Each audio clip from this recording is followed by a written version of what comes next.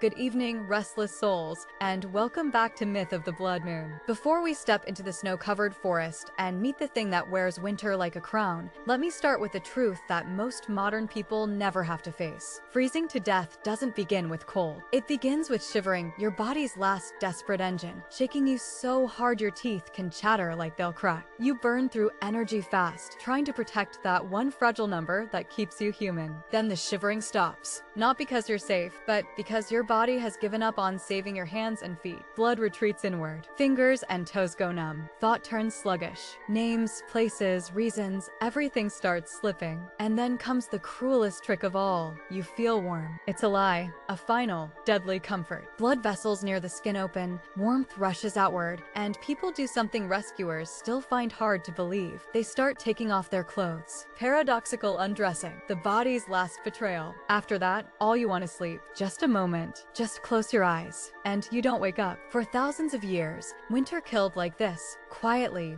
routinely, and without mercy. Not as a poetic season, as a siege. That's why old cultures didn't personify winter for fun. They did it because terror needs a face, a name, a story you can pass to your children like a warning carved into bone. And in the Slavic world, winter had a name that wasn't cute and wasn't safe. Morozko, Father Frost. Before we continue, if you want more dark folklore, real survival horror hidden inside old legends, and the kind of history that still has teeth, tap like, subscribe, and join us here in the Blood Moon glow. It helps this channel survive the algorithmic winter. Now, let's go back. A village on the edge of an endless forest. Russia. Centuries ago, a small wooden house that creaks under wind like it's alive. Inside, a widower, his new wife, her daughter, and his own daughter from the first marriage, often called 𝘺𝘺𝘢 in many retellings. Two girls, same roof, same winters, but only one of them is allowed to be warm. 𝘺𝘺𝘢 becomes the household's shadow, up before dawn, hauling water from a frozen well, scrubbing, mending, cooking,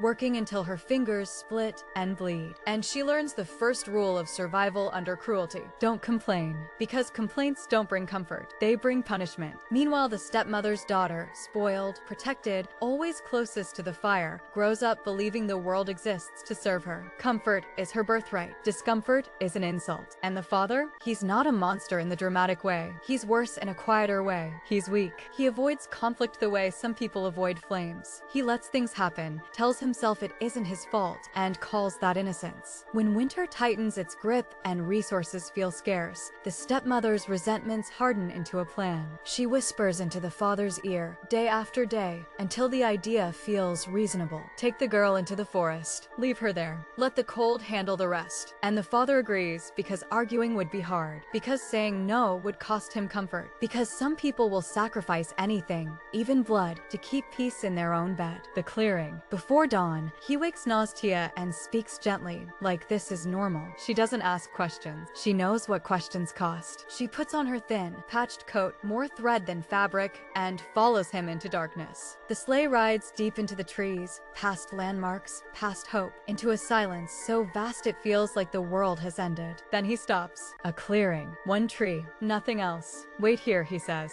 I'll be back. 𝘺𝘺𝘢 watches him leave. She understands. Either immediately, or in the slow, sick way truth enters the body. Her father is coming back for a corpse. She sits under the tree, pulling her coat tight, letting the cold creep into her bones. She could run, follow the sleigh tracks, chase a miracle, but she knows the math. Snow, distance, hunger, night. Running would only spread her death across miles. So she does what winter survivors have always done when there's no hero coming. She becomes still. She conserves what little she has left. And that's when the forest changes. Not quiet, silent. No wind. No birds. Even the trees seem to hold their breath. Then she feels it. A cold so deep it isn't weather anymore. It's a presence. Frost patterns race across bark and snow like living veins. Branches crack under sudden weight. Something is walking toward her, each step bringing colder cold, older cold, the kind that feels like it existed before fire was ever invented. And out of the trees comes Morozko. Sometimes he's described as an ancient man with a beard like drifted snow and eyes like frozen lakes. Sometimes he's a figure of ice that creaks like a glacier. Sometimes he's simply winter given a shape the human mind can survive looking at. He stops in front of the girl who has already been sentenced. And he asks softly, "Are you warm, my child?" Now listen closely. because this is where the fairy tale becomes a survival manual. Nastya could beg, she could plead, she could confess the truth. I'm dying. Help me. But something in her knows the ancient rule. Power doesn't always reward honesty. Sometimes it rewards control. And so she answers, yes, Father Frost. I'm warm enough. Thank you. Morozko watches her. Then he makes it colder. Again? Are you warm now? Yes.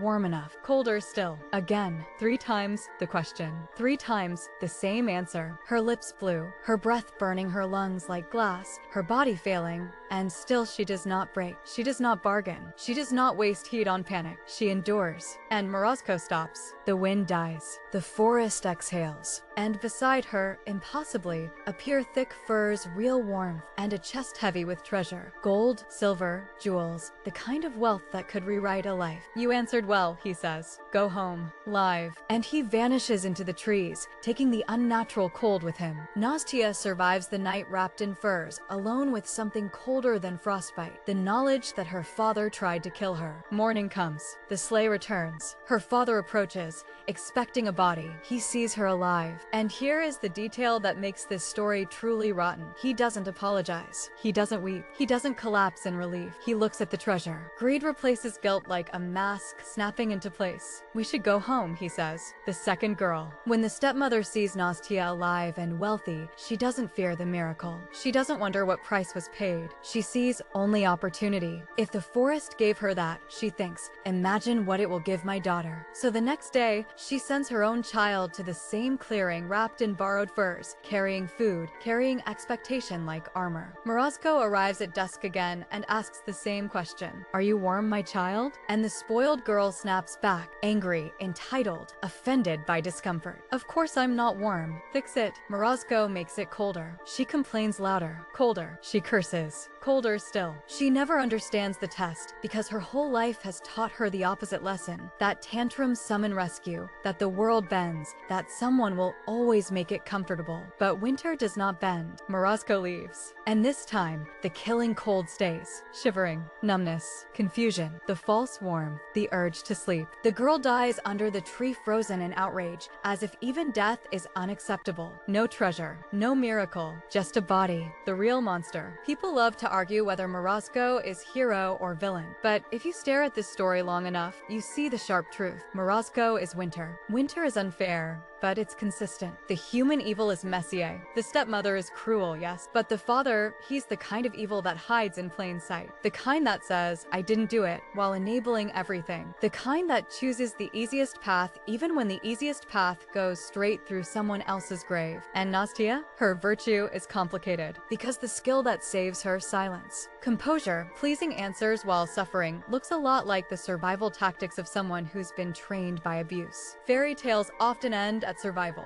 They don't show recovery. They don't show what it does to a girl to realize warmth can be taken, love can be fake, and safety can vanish with a single choice made by the people who were supposed to protect her. That's why this story stuck, because it wasn't entertainment. It was a warning wrapped in myth. Winter will test you. Power will test you. People will test you. And not every monster has frost in its beard. Tonight, restless souls, remember this. We made Jack Frost into a cute postcard character because most of us live behind insulation, electricity, and heated walls. But the old stories remember what winter used to be, an annual predator. So stay warm out there, truly warm. And if you want more legends where horror and history overlap, like this video, subscribe, and step back into the dark with me next time.